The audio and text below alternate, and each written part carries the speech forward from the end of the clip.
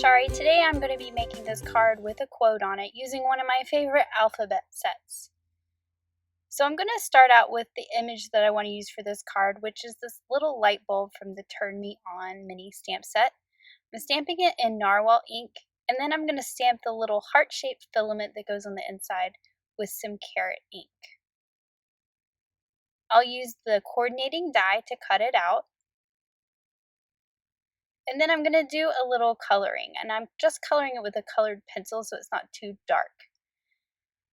I'm also using the sun die cut, and I've cut this from some yellow shimmer cardstock, and I'm just marking a couple rays at the bottom that I'm actually going to trim off. This actually fits perfectly behind this light bulb and makes it look like the light is turned on.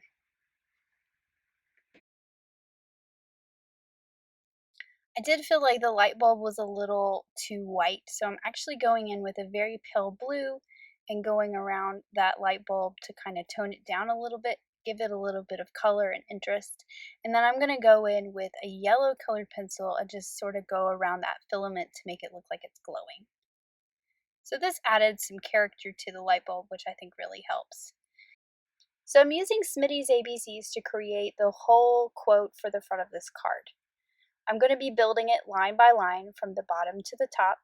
I've got a piece of blue Jay Cardstock here that I've already put some anti-static powder tool all over because I'm going to emboss all these lines of text. So I laid the light bulb there just for spacing, it's not glued down.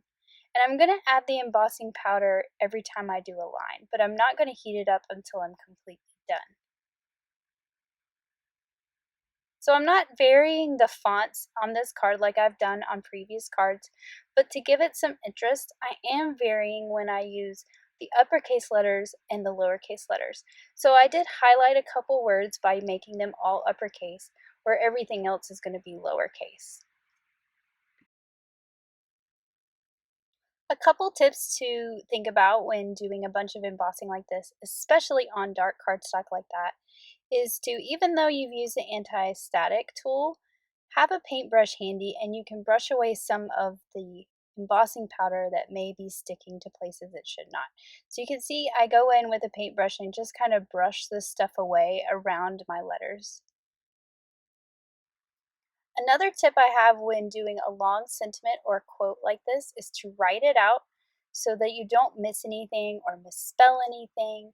Even better than writing it out is to take the time to stamp it out on a piece of scratch paper. That way you know the spacing of the stamps that you're using.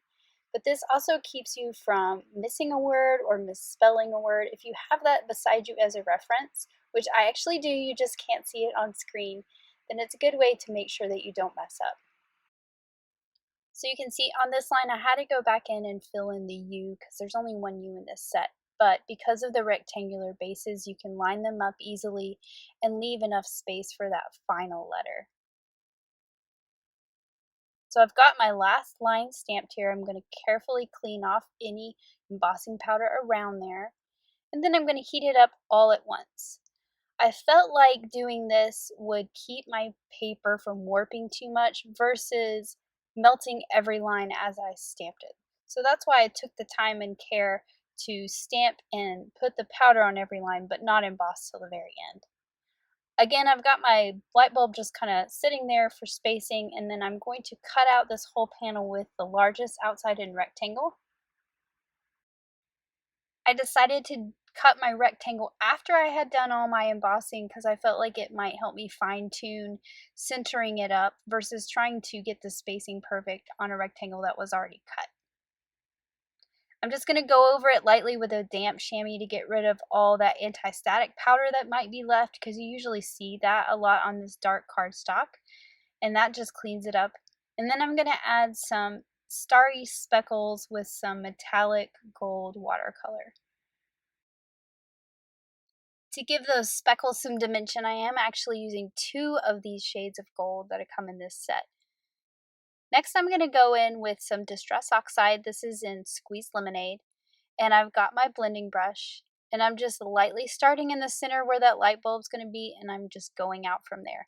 And I'm just adding it layer by layer, not trying to be too heavy, because I want it to look like a soft glow behind the light bulb. So you can see I keep putting my light bulb over there just to see how big it needs to be. Better to start small and light and add ink and work your way out until you get the look that you want. So now I'm ready to put this panel onto my card base. I've got a card base made from sunflower cardstock and I'm using some nice strong adhesive to put this on the card. The panel is a little warped just because of the heat embossing, but if you use a nice strong adhesive, it will lay flat and look great.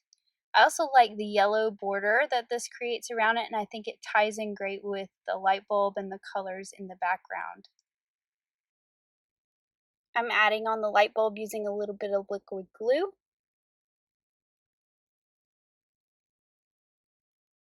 And then finally, I'm going to embellish with a couple stars.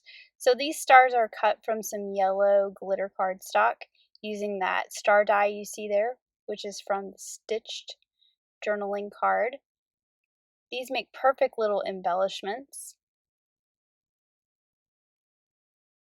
And then finally, with a white gel pen, I'm just going to go in and write in very small letters the author of this quote.